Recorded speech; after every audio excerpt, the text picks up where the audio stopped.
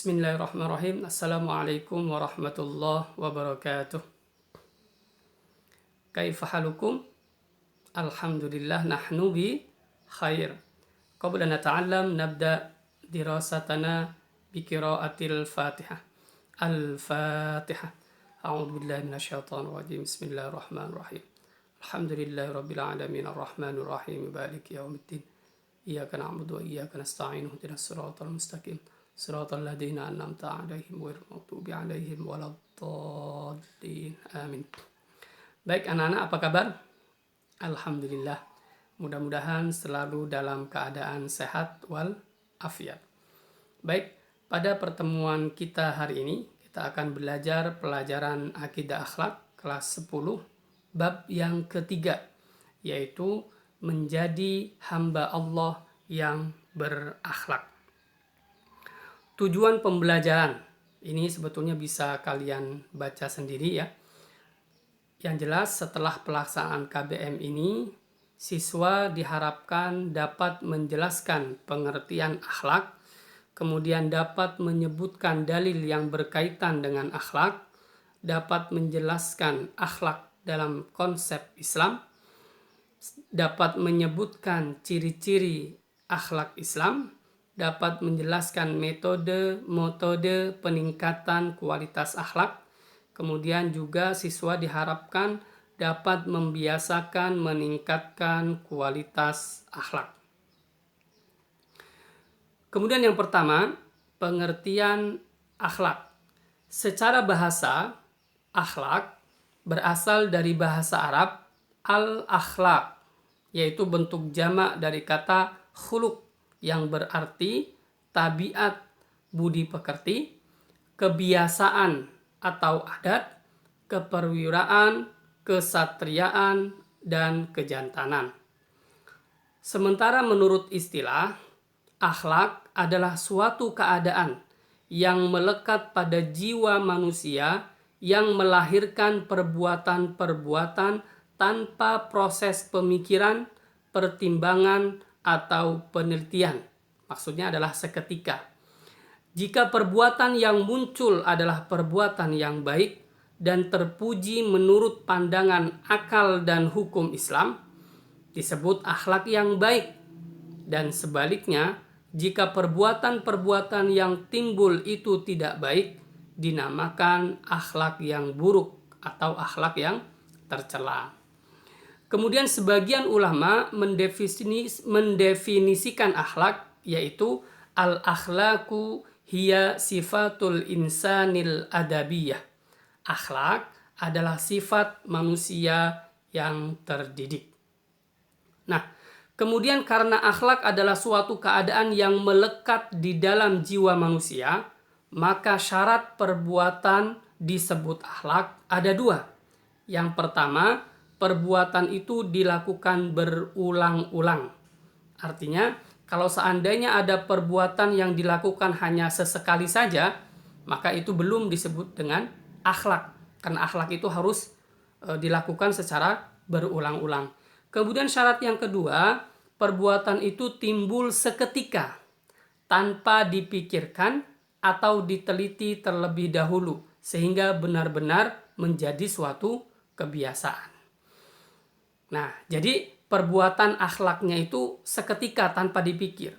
Kalau seandainya ada seorang siswa yang dia itu terbiasa rajin, ya tanpa disuruh oleh gurunya, ketika disuruh mengerjakan tugas dia langsung mengerjakan, terus diulang-ulang, dan itu seketika tanpa ada ancaman dari guru, tanpa diberitahu oleh guru, tanpa diingatkan oleh guru, maka itu disebut dengan akhlak yang baik. Artinya siswa tersebut memiliki akhlak yang baik. Nah, kemudian anak-anak, akhlak menempati posisi yang sangat penting dalam Islam, ya. Sehingga setiap aspek dari ajaran agama itu selalu berorientasi pada pembentukan dan pembinaan akhlak yang mulia. Rasulullah Shallallahu Alaihi Wasallam bersabda, "Innama bu'ithtu liutammima makarimal akhlak." Sesungguhnya aku diutus hanya untuk menyempurnakan akhlak yang mulia. Nah, kemudian selanjutnya yang nomor 2, macam-macam akhlak. Jadi akhlak itu dibagi 2 ya. Ada akhlak wad'iyah, ada akhlak Islam. Apa perbedaannya? Akhlak wad'iyah, norma yang berpedoman pada olah pikir dan pengalaman manusia. Dan rujukannya adalah akal. Jadi akhlak yang terbentuk dari manusia sendiri gitu. Secara akal, oh ini betul, ini salah, ini baik, ini buruk. Nah, maka itu disebut dengan akhlak wad'iyah. Kemudian dari jenis sanksi, karena dia terbentuk dari manusia, maka sanksinya pun hanya dari masyarakat atau sesama manusia, misal dikucilkan, dibenci oleh orang lain, dan seterusnya. Nah, kemudian yang kedua adalah akhlak Islam. Apa itu akhlak Islam? Yaitu norma yang berpedoman pada tuntunan yang telah diberikan Allah Subhanahu wa Ta'ala dan Rasul-Nya dalam Al-Quran dan hadis. Maka rujukannya adalah wahyu. Kalau tadi akhlak wad'iyah rujukannya adalah akal manusia, sementara akhlak Islam itu adalah rujukannya wahyu, yaitu Al-Quran dan hadis. Nah, kemudian dari segi sanksi, karena akhlak Islam itu adalah wahyu dari Allah, maka sanksinya ada 2, yaitu dari Tuhan, bersifat ghaib, artinya ya pasti akan dibalas gitu ya. Kemudian yang kedua adalah dari masyarakat, yaitu sesama manusia. Nah, kemudian selanjutnya apa ciri-ciri akhlak Islam itu? Yang pertama, kebaikannya bersifat mutlak, al-khairiyah al-mutlaqah. Artinya memang betul-betul yang disampaikan atau yang diajarkan di dalam Islam itu adalah akhlak yang bersifat mutlak.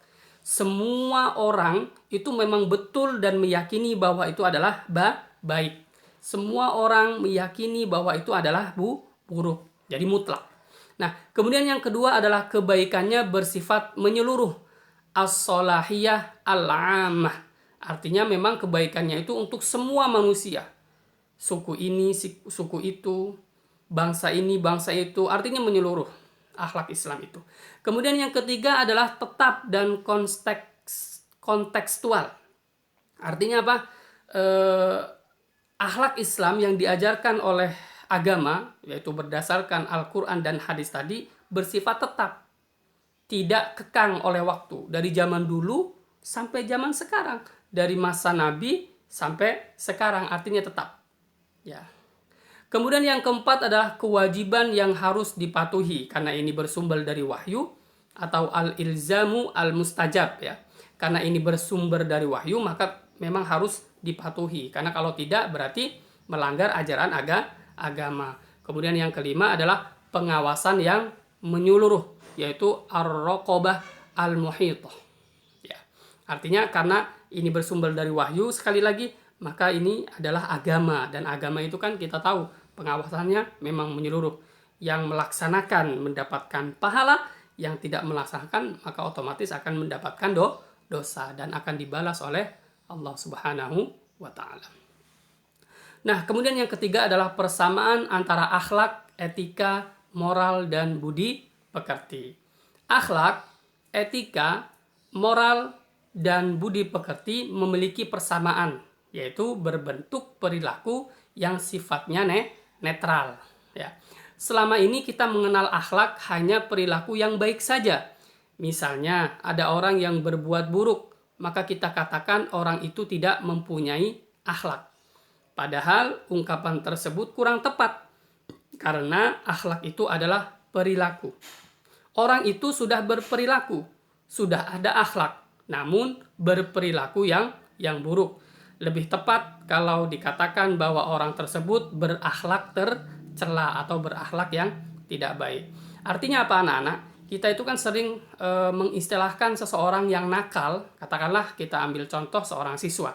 Ketika dia itu nakal, maka kita sebut, oh anak itu tidak berakhlak. Padahal ungkapan itu salah. Karena dia sudah berperilaku. Nah, yang betul adalah anak itu berakhlak tidak baik gitu ya. Karena akhlak sendiri bersifat netral. Ada yang berakhlak baik, ada yang berakhlak buruk. Nah, kemudian yang keempat, cara meningkatkan kualitas akhlak. Ya, yang pertama yaitu melalui perumpamaan atau tamsil. Ya, metode ini mengadopsi yang ada di dalam Al-Quran, di mana Allah sering menggunakan perumpamaan. Hal ini termaktub dalam surah Al-Baqarah ayat 26. Allah Subhanahu wa taala berfirman, A'udzubillahi minasyaitonir rajim. Bismillahirrahmanirrahim. Innallaha la yastahyi ayyadriba mathalan ma ba'udatan wa ma fawqaha, gitu ya. Bahwasanya Allah itu tidak malu memberikan perumpamaan, gitu ya.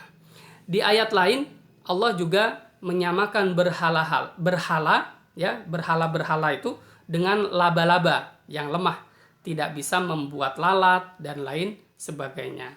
Nah, usaha meningkatkan kualitas akhlak bisa dilakukan dengan mempelajari perumpamaan di dalam Al-Quran. Selanjutnya, menjadikan perumpamaan itu sebagai sarana mendidik akhlak pribadi dan masyarakat.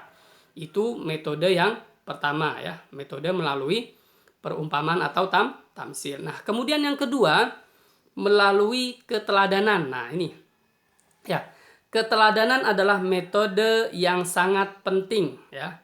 Di dalam keluarga, anak membutuhkan teladan dari orang tua. Di madrasah, murid membutuhkan teladan guru-gurunya. Begitu juga di masyarakat. Tentu kita membutuhkan keteladanan. Nah, kita sebagai umat Islam telah memiliki teladan utama dalam segala hal, yaitu Rasulullah Shallallahu Alaihi Wasallam. Kehidupan Rasul tidak hanya kita ketahui dengan mempelajarinya, akan tetapi tujuan utamanya adalah kita dapat meneladani beliau. Allah Subhanahu Wa Taala berfirman, laqad kana fi Rasulillahi uswatun hasanah. Bahwasanya Rasul itu adalah uswah atau teladan. Nah, kenapa metode ini sangat penting? Metode yang nomor 2, keteladanan, sangat penting karena memang secara fitri, secara secara fitriah manusia, kita memang membutuhkan orang yang kita jadikan sebagai icon, gitu ya. Saya pingin seperti itu. Ketika kita melihat ada orang baik, otomatis secara fitrah kita akan, kok dia bisa berbuat baik, kenapa saya tidak, gitu. Maka metode yang kedua melalui keteladanan ini sangat penting sekali. Nah, kemudian metode yang ketiga yaitu melalui latihan, ya. Melalui latihan dan pengamalan. Nah, Islam menuntut agar mengerjakan amal soleh. Islam menegaskan bahwa ibadah akan diterima jika dilaksanakan melalui ucapan dan perbuatan, ya. Sebagaimana dicontohkan Nabi Muhammad Shallallahu Alaihi Wasallam. Akhlak tidak akan tumbuh tanpa diajarkan dan dibiasakan. Oleh karena itu, pengetahuan tentang akhlak selain sebagai ilmu, secara bertahap juga harus diikuti dengan pengamalannya, baik di rumah, di madrasah, maupun di masyarakat. Nah, jadi nomor 3 ini adalah metode latihan dan pengamalan. Nah, maka kita sebagai seorang Islam harus terbiasa dilatih untuk mengamalkan akhlak-akhlak yang baik. Kemudian metode yang keempat, melalui ibroh dan mau'idhah. Apa itu ibroh? Ibroh adalah melalui perenungan dan tafakkur, yaitu memikirkan, gitu ya. Ibroh dan i'tibar adalah suatu kondisi psikis yang menyampaikan manusia untuk mengetahui intisari perkara yang disaksikan, diperhatikan, dan diputuskan oleh manusia secara nalar, sehingga dapat mempengaruhi hati menjadi tunduk kepadanya, kemudian mendorong untuk berperilaku yang baik. Nah, kemudian mau'idhah itu apa? Mau'idhah adalah pemberian nasihat dan pengingatan akan kebaikan dan kebenaran dengan cara-cara yang baik dan menyentuh. Mau'idhah memerlukan jiwa yang ikhlas. Artinya orang yang memberi nasihat itu harus ikhlas. Serta hendaknya nasihat itu dilakukan berulang-ulang. saling menasehati juga diperintahkan oleh Allah. Artinya apa? Metode yang keempat itu adalah melalui ibroh dan mau'idoh, yaitu memberi nasihat. Ketika ada seorang anak yang akhlaknya kurang baik, kita beri nasihat. Dan itu harus berulang-ulang. Artinya tidak bosan. Ya. Nah, kemudian selanjutnya, yang kelima, yang terakhir, penerapan peningkatan kualitas akhlak. Ya, ada lingkungan keluarga, ada lingkungan pendidikan formal di madrasah, kemudian ada di lingkungan masyarakat. Di lingkungan keluarga bagaimana? Kalau tadi kita ada 4 metode, ya mungkin bisa seorang ayah atau ibu memberikan teladan yang baik kepada anaknya, gitu ya. Itu metode keteladanan. Misal berbicara yang halus, yang sopan, tidak kasar, terbiasa untuk membiasakan berkata jujur, gitu ya, disiplin dan seterusnya. Kemudian juga di pendidikan madrasah, ya, madrasah bisa membuat aturan-aturan agar siswa itu terbiasa dalam pengamalan akhlak, gitu ya. Yang nakal sanksinya begini dan seterusnya. Kemudian juga bisa lewat mau'idoh, ya, yang nakal-nakal itu dipanggil, kemudian diberikan nasihat dan seterusnya. Kemudian di masyarakat juga kita bisa mempraktekkan, misal tokoh-tokoh masyarakat itu memberikan keteladanan yang baik. Kemudian ada lembaga-lembaga yang bisa mengontrol masyarakat, kemungkinan seperti misal lembaga-lembaga adat, gitu ya. Kalau ada warganya yang kurang baik kemudian ditegur dan seterusnya. Ini hanya penerapan saja ya secara teknis. Ya, mungkin itu saja yang dapat saya sampaikan untuk bab yang ketiga ini. Mudah-mudahan kita dapat mengamalkan dan memiliki akhlak yang baik, ya, sehingga kita termasuk orang-orang yang memiliki akhlak yang mulia. Mohon maaf apabila ada kesalahan. Sekian dari saya. Billahi taufiq wal hidayah. Assalamualaikum warahmatullahi wabarakatuh.